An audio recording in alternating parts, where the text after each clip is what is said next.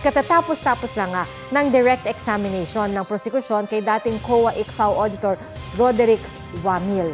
At ngayon mga kapuso, nakasama natin via video conferencing si Professor Michael Q. Jr. ng UP College of Law. Magandang hapon po, Professor Q. Magandang hapon, Pia, at sa lahat ng mga nanonood.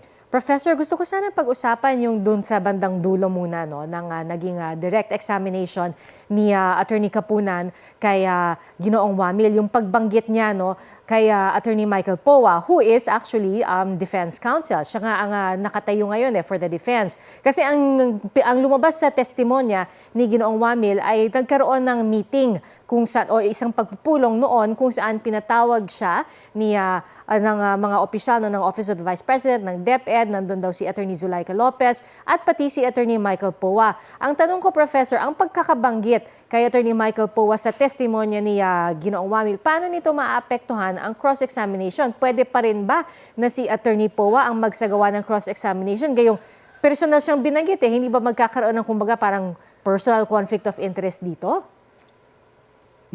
Sa tingin ko hindi naman kasi before siya naging defense counsel ay part naman talaga siya ng staff ng Office of the Vice President. No, in fact, I think Pia kaya nga siya siguro ang nilagay dito sa witness na ito kasi we assume na mas madali niyang mag-verify or mahuhuli kung meron mang detalye na hindi tama o mali ang nasabi ang witness, particularly sa meeting na iyan kasi participant din siya.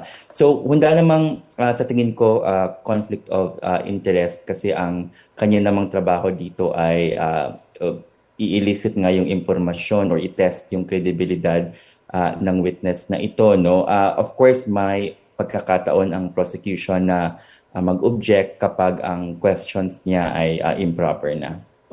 So pero pag ganito pag dumating na sa punto no, ng cross-examination, Professor Tiu, how do you ensure na yung questions ay kumbaga parang hindi magkakaroon ng conclusions of law? Kasi yun yung laging point of contention, diba, ng dalawang panig that sometimes conclusions of law are made already by both either the prosecutor or the counsel for defense. So how do you ensure na hindi magkakaroon ng conclusions of law if si Attorney Poa yung nagtatanong and he was supposedly present at a meeting with Mr. Wamil?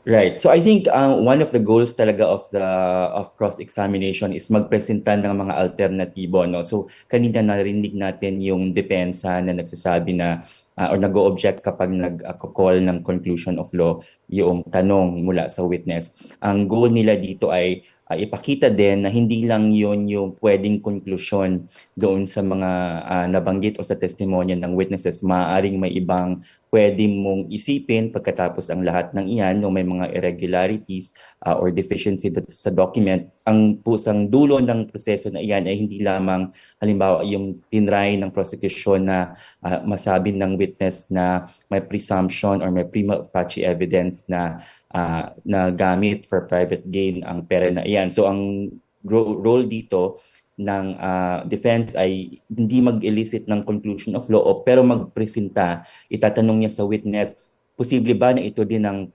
kahihinatnan ng mga irregularities na yan? Posible ba na ito ang sitwasyon? So hindi sila mag-establish ng conclusion of law but they will present alternative conclusions. Ganon kaya para sa inyo, no, Professor Tiu, gano'ng ka-importante or ano yung implikasyon ng pagbanggit dito sa supposed pagpupulong sa pagitan ng ilang opisyal ng OVP or ng DepEd kasama ang mga auditors from the COA? Parang ang pinupunto ba dito ng prosecution parang ang pagkakaroon ng isang pagpupulong in itself ay isa ng irregularidad on the part of the OVP? Yes, no, I think nakikita natin kung ano ang gustong ipakita ng prosecution dito, which is na tinry nilang pagmitingan o tinry nilang makita kung meron pa bang magagawa para hindi humantong doon sa paglalabas ng audit observation memo, no? Kasi nga ang nangyari sa pagpupulong na yon according to the witness is kung pwede bang audit query na lang at hindi AOM. Kasi yung AOM parang meron na siyang conclusions, meron ng some sort of finality doon sa findings. Whereas yung audit query from the name itself parang nagtatanong pa lang, nagpapa-clarify pa lang ang COA, no? So I think significant iyan to show the point na nabahala siguro ang OVP or tinrato nila ito na sobrang seryoso enough na mag-meeting sila kung ano pa ang pwedeng magawa doon sa mga deficiencies nila at kung pwede pang quote-unquote marimedyo ang sitwasyon bago makapag-issue ng findings ang COA. Sinabi naman ng witness kanina ni Attorney Wamil rather, na lagi namang ginagawa yan ng mga national government agencies, no, na papaklarify sila doon sa proseso ng confidential funds. Pero ang hindi niya sinabi, and which is I think what's new in this meeting, is itong OVP ang naghingi ng posibleng audit query lamang at hindi AOM. So para malinaw, Professor Tew, the fact or yung pagpupulong mismo, hindi yon irregularidad na humingi, mag-request ng isang pagpupulong. Ang ipinupunto dito is yung fact na humingi sila na kung pwedeng audit query na lamang, yun yung medyo may irregularidad ng konti. Yes, kasi wala talagang audit query doon sa joint memorandum circular, no? So kung makikita mo, nag-stick yung COA doon at makikita mo na parang naghihingi ng pagkakataon na remedyohan ang sitwasyon. Pero ang sabi po kanina ni Ginoong Wamil sa kanyang testimonya, pagkatapos daw ng pagpupulong ay nagbigay sila, actually after nilang mag-issue, di ba, sabi niya, after this, nag-issue pa rin sila ng AOM, tapos sinubukan nilang i-serve pero may gustong tumanggap dahil wala raw pwedeng tumanggap nung sinubukan nilang i-serve yung AOM. Pero ang sabi niya, after this, nagbigay daw ng revised accomplishment report yung tanggapan ni Vice President Sara Duterte. Kapag ba nagbigay ng revised accomplishment report, sapat ba dapat ito for the COA to revise or retract ang previous AOM? Hindi. Kasi kung hindi pa rin napapaliwanag ng bagong accomplishment reports yung mga kakulangan doon sa unang submission, hindi pa rin niya mababago yung konklusyon ng AOM. Isa siguro sa mga pwede nating tingnan or isipin sa nangyari na yan is kasi para sa akin bilang observer, no, nakikinig sa testimony, parang malabo sa akin na walang nagre-receive na tao sa Office of the Vice President, bilang araw-araw hundreds if not thousands ang nare-receive nila na communications. No, so laging dapat may nagre-receive dyan. So kung titingnan mo yung tono ng testimonya at mga tanong, ang napapakita niyan sa atin ay hindi ini-receive yung AOM para walang finality yon, no?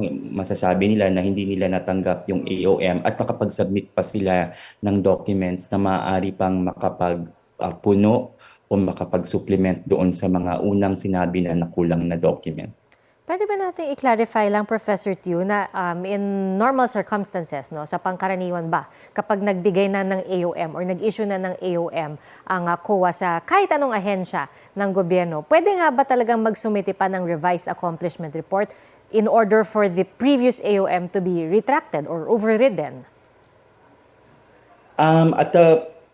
Yes, pwede pang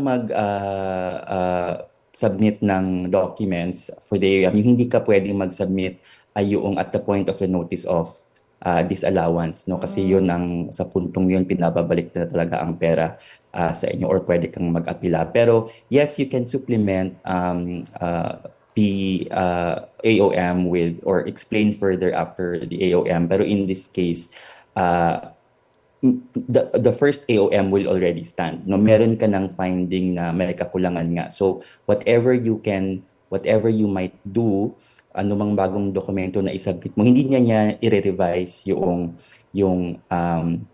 unang na-issue na AOM. Ang posibleng gawin ng COA is mag-issue ng panibagong AOM or perhaps update the AOM to reflect na may bagong submissions at maaring na-explain yung mga kakulangan, at least some of them. Okay. So, kasi parang, di ba, ang in-explain kanina ni Attorney Wamil o ni Ginoong Wamil, parang step-by-step process yan. Di po ba? Una yung AOM, tapos may chance to explain. Tapos kung hindi sapat yung explanation, tsaka magbibigay ng notice of suspension.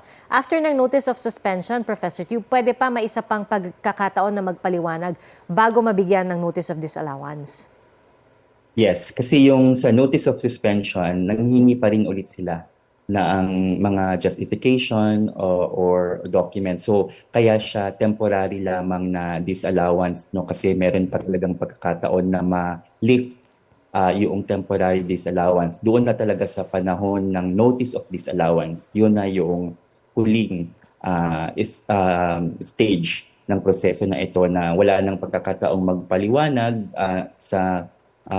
at least sa audit officer at sa kanyang supervisor, no, ang kailangan mo na lang gawin ay magbayad o isauli ang pera or iapila doon sa buong komisyon yung desisyon na iyan.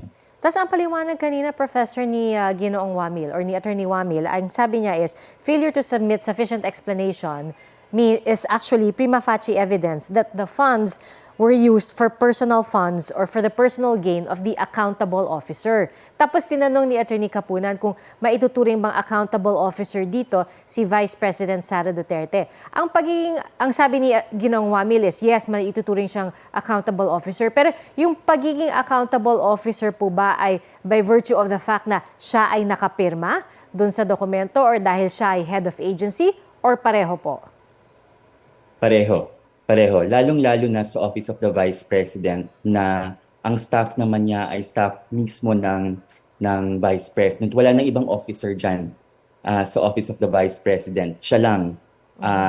Masasabi mo pa siguro na may kaibahan yung sa DepEd kasi kahit ang pinuno ang DepEd, ang pinaka-pinuno naman talaga ng government agency ay ang presidente, no? Pero in this case, ang pinuno ng DepEd ay ang secretary. Pero meron siyang mga actual officers below the secretary, mga undersecretary, may mga assistant secretary, etc. Pero sa Office of the Vice President, yun lang, siya lang ang officer dyan na accountable talaga. Yung lahat ng yan, personal staff niya, pero it's only the Vice President. So by virtue of, and that's also the reason why siya yung pinakahuling pumipirma sa mga dokumento na yan. Kaya ang sa kanya ay approved by, no, kasi siya talaga yung accountable officer sa opisina na iyan. Mabilis lang po, Professor Tew. Kasama rin po ba sa accountable officers yung ibang nakapirma?